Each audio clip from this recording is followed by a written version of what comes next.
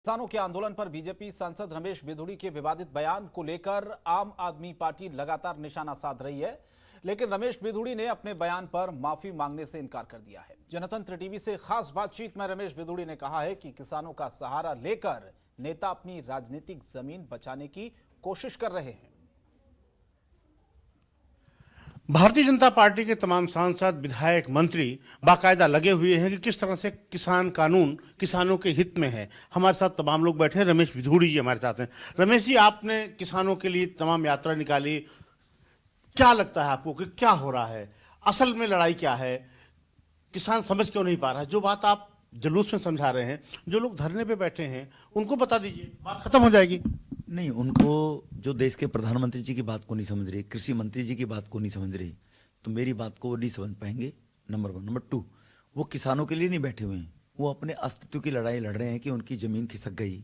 देश ने कांग्रेस को नकार दिया, देश ने कम्युनिस्टों को नकार दिया, तो ये चंद लोग हैं जो किसानों के कंधे पर बंदूक रखे और अपने राजनीतिक स्वार्थ के लिए वहां पर बैठे हुए हैं।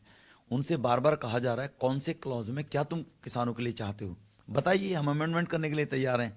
नहीं जी, बिल वापस ले लो, बिल वापस ले लो, बिल वापस ले लो। क्या बिल को सांप है क्या, डस जाएगा किसान? लेकिन अगर मान लीजिए सर, आपने जिस भाषा का उपयोग किया, आपका घर छावनी बना हुआ है, आम आदमी के लोग प्रदर्शन कर रहे हैं, बाकायदा कहा जा रहा है कि प्रधानमंत्री को चिट्ठी लिख रहे हैं, लेकिन जिस भाषा का उपयोग किया वो तो उचित नहीं है किसानों के लिए। नहीं, कोई किसानों के लिए नहीं बोला। देखो, जिस प्रकार से किसानों के कंधे पर गोली रखकर ये अपने आप को सेव करना चाहते हैं, अगर आम आदमी पार्टी प्रदर्शन कर रही है और आम आदमी पार्टी का प्रदर्शन में दिखा देते अगर 100 आदमी आ जाए तो 100, मैं आपकी जीवन भर गुलामी करूंगा।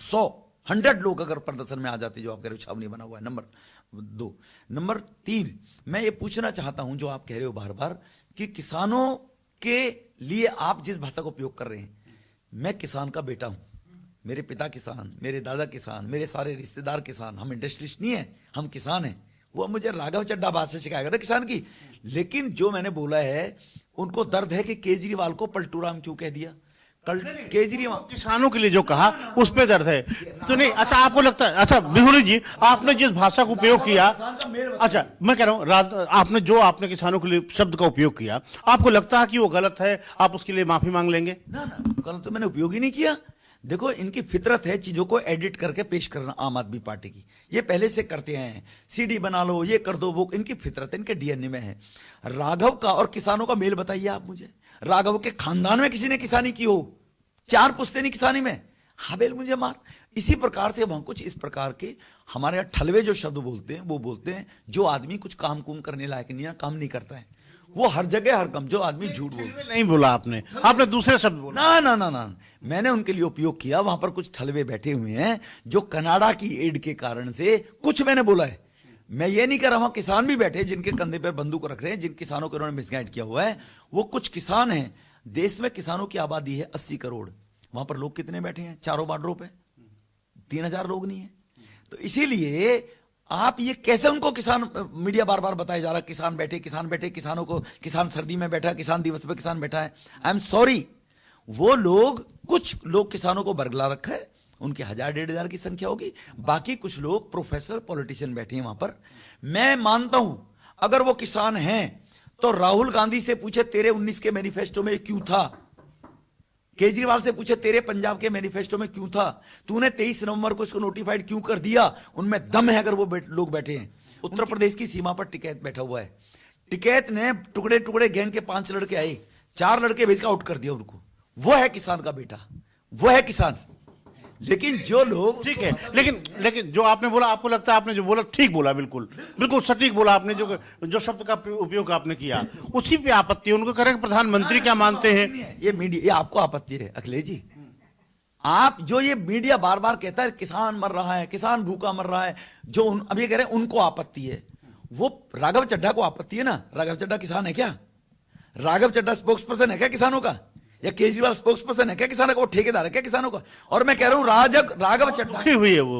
उन्होंने कहा किसानों के लिए ऐसा शब्द, उनका दिल दुखी था, आहत। सुनो, राघव चड्ढा की मैंने कहा 7 पुश्तियों को किसान रहा, तो वो रिकॉर्ड निकाल के, फर्द की कॉपी निकाल के दिखा दे। या वो जो किसान के ठेकेदार बन रहे, वो फर्द निकाल के दिखा दे, मेरी फर्द ये गांव की। किसान की पीड़ा तो रमेश बिधूड़ी जान सकता है, राजनाथ जी जान सकते हैं, मोदी साहब जान सकते हैं देश के लोगों की पीड़ा, नितिन गडकरी जी जान सकते हैं देश की पीड़ा, नरेंद्र तोमर जी जान सकते हैं, वो किसान के बेटा हैं।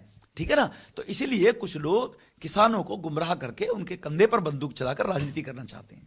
बहुत बहुत धन्यवाद। जैसे रमेश बिधूड़ी जी जिन्होंने साफ तौर पे कहा कि जो लोग किसानों की राजनीति कर रहे हैं, दरअसल वो सिर्फ राजनीति कर रहे हैं, उनका किसानों से ना कोई लेना देना है और ना ही वे असल में किसानों का भला चाहते हैं। कैमरामैन सुनील के साथ अखिलेश मिश्र, जनतंत्र टीवी, दिल्ली। और दिल्ली में बीजेपी सांसद रमेश बिधूड़ी के खिलाफ किसानों के ऊपर दी गई अभद्र टिप्पणी के मामले में उनके आवास पर आम आदमी पार्टी के विधायकों ने प्रदर्शन किया है। आम आदमी पार्टी से कालकाजी की विधायक अतिशी सिंह, अंबेडकर नगर विधायक अजय दत्त ने कार्यकर्ताओं के साथ रमेश बिधूड़ी के घर का घेराव करने की कोशिश की, लेकिन दिल्ली पुलिस ने बैरिकेडिंग कर उन्हें रोक लिया। आम आदमी पार्टी के कार्यकर्ताओं का यह कहना है कि बीजेपी सांसद रमेश बिधूड़ी ने किसानों के लिए देश विरोधी विवादित बयान दिया है, तभी ये किसानों को खालिस्तानी बताते हैं तो कभी किसानों को आतंकवादी कहकर बीजेपी की कथनी और करनी में साफ फर्क नजर आता है।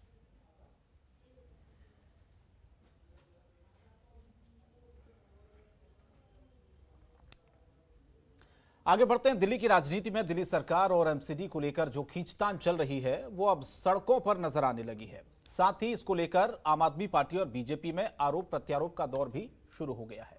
क्या है पूरा मामला, क्यों इतना बवाल मचा हुआ इस मामले को लेकर, दिखाते हैं इसी पर आपको एक खास रिपोर्ट।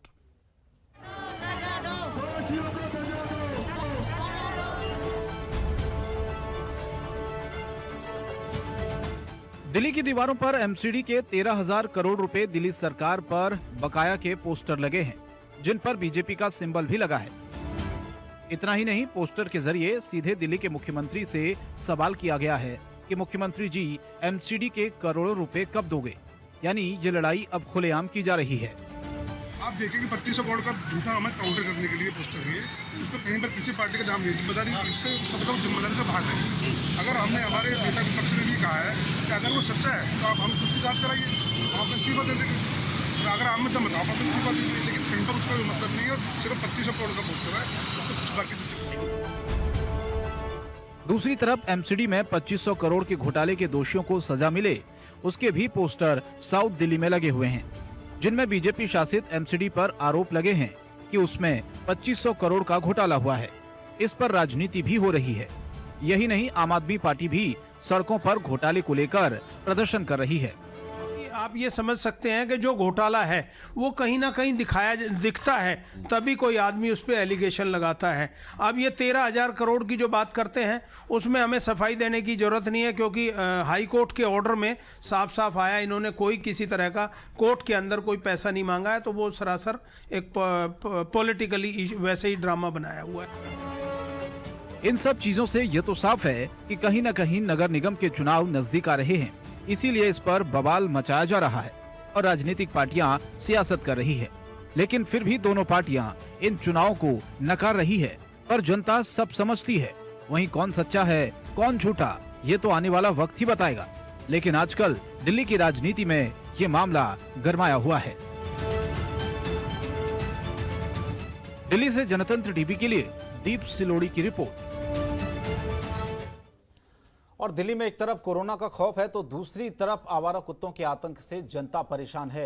मामला पश्चिमी दिल्ली के हरिनगर इलाके का है, जहां पर लोग आवारा कुत्तों के आतंक से परेशान हो गए हैं और आतंक भी इतना कि लोग डर के मारे घरों से बाहर जाने में भी अब कतराने लगे हैं। कई लोगों का ये कहना है कि ये कुत्ते सिर्फ भौंकते ही नहीं हैं, बल्कि उन्हें कई बार काट भी चुके हैं। बावजूद इसके नगर निगम सुनने के लिए तैयार नहीं है। कई बार नेताओं से शिकायत की गई, इसके बावजूद भी कोई हल नहीं निकला है। वहीं दूसरी समस्या लोगों के सामने तब आती है जब कुत्ते के काटने के बाद वो अपना इलाज कराने दिल्ली सरकार के पास ही दीनदयाल उपाध्याय अस्पताल जाते हैं और वहां भी लोगों को रेबीज का इंजेक्शन कभी मिलता है कभी नहीं मिलता है। कई बार इंजेक्शन बाहर से खरीदने के लिए कह दिया जाता है। कभी कभी तो ऐसी स्थितियां आती है कि इंजेक्शन के दोगुने दाम पर लोगों को खरीदने के लिए मजबूर होना पड़ता है।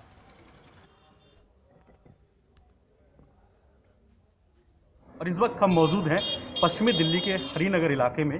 हमारे साथ कुछ लोग हैं, वो इस वक्त कुत्तों के आतंक से बेहद परेशान हैं। उनसे बात करेंगे। सर, सबसे पहले आप अपना नाम बता दीजिए। मेरा नाम दिनेश जैन है, मैं यहाँ आरडब्ल्यू में चेयरमैन हूँ जी। यहाँ पे क्या समस्या है कि जो स्ट्रीट डॉग हैं ये बहुत ज़्यादा हो गया है, और इससे क्या होता है कि ये स्ट्रीट डॉग्स जब बाज़ार में कोई जा रहा होता है हो सकता है इनको कोई दिक्कत हो, डॉग्स को भी दिक्कत हो, हमें नहीं ये कहते कि इनको कोई परेशानी नहीं होगी, सर्दी है, सर्दी लग रही है, चिड़चिड़े हो रहे हो तो ये लोगों पे झपट पड़ते हैं, उनको काट लेते हैं। सरकार को कुछ इस तरह का इंतजाम करना चाहिए, होम शेल्टर्स बनाने चाहिए इनके लिए भी। हमारे साथ कुछ महिलाएं भी हैं, उनसे बात करेंगे कि किस तरह से वो लोग परेशान हैं। बताओ जी, बताओ। आप अपना नाम बता दीजिए। घर में छोटे छोटे बच्चे हैं तो बहुत ज्यादा घूमते रहते हैं कुत्ते इधर उधर, तो मतलब लाइक काटने वाटने का डर लगता है बच्चों को। अभी तक कोई ऐसी घटनाएं हुई भी हैं यहाँ पे? हाँ, नहीं होती रहती हैं डे टू डे लाइफ में। तो आप लोग कहीं कंप्लेंट करते हैं इसकी? कंप्लेन कहाँ करें, कोई है ही नहीं सोर्स, कहाँ कंप्लेन करें। क्या लगता है कुत्तों के डर की वजह से आप लोग घरों से बाहर निकलते हैं? हाँ, थोड़ा बहुत स्केरी है कि बाहर नहीं निकल पाते कि कुत्ते कहीं काट ना ले, तो इट्स वेरी डेंजरस। एक तरफ तो कोरोना है तो दूसरी तरफ हाँ, कुत्तों ये का पैंडेमिक सिचुएशन है, ऊपर से कुत्तों का डर। बच्चे हैं कि बच्चों को बहुत ज्यादा बच्चे डरते हैं। ऐसे में अस्पताल अगर किसी को काटे, इंजेक्शन लगवाने अस्पताल जाना है तो किस बट तरह? फर्स्टली तो कोविड टेस्ट होते हैं ना सबसे पहले, तो लाइक अब वो भी फियर है तो कैसे जाए, और प्राइवेट हर बंदा अफोर्ड नहीं कर सकता इसलिए। जी, तो कहीं ना कहीं आप देख सकते हैं कि खासी समस्याएं का सामना लोगों को करना पड़ रहा है। हमारे साथ में कुछ लोग और भी मौजूद हैं, उनसे बात करेंगे। सर, आप अपना नाम बता दीजिए। मैं संदीप महाजन नाम मेरा जी, और आरडब्ल्यू में एडवाइजर जी। यहाँ कुत्तों का बहुत ज़्यादा आतंक है। जैसे कोई भी स्कूटर थोड़ा सा धीरे से निकलता भी है, उसके पीछे भी भागते हैं और एकदम से काटने को रखते हैं। तो कई बार हमने यहाँ से उठा करके हॉस्पिटल लेके गए हैं, यहाँ से उनको काट लेता है। तो हॉस्पिटल में भी क्या है कि दिल्ली सरकार के हॉस्पिटल में इंजेक्शन भी नहीं, वहाँ लेके जाते तो वो स्लिप लिख के देते जी बाहर से इंजेक्शन लाओ जी, लगा देंगे जी। तो वो बड़ी समस्या हो जाती है उस वक्त। फिर या पेशेंट को देखे, इंजेक्शन मिलना भी मुश्किल है। इंजेक्शन है ही नहीं पूरे यहाँ पे हमारे हॉस्पिटलों में कोई इंजेक्शन नहीं है अवेलेबिलिटी, बाहर से परचेज करके ला के देना पड़ता है, या वो पूरा ही वो लिख के रेफर कर देते हैं वहाँ से। लोग बेहद परेशान हैं। हमारे साथ में कुछ महिलाएं और हैं जो बात करना चाहेंगी। जी बताइए, आप अपना नाम बता दीजिए।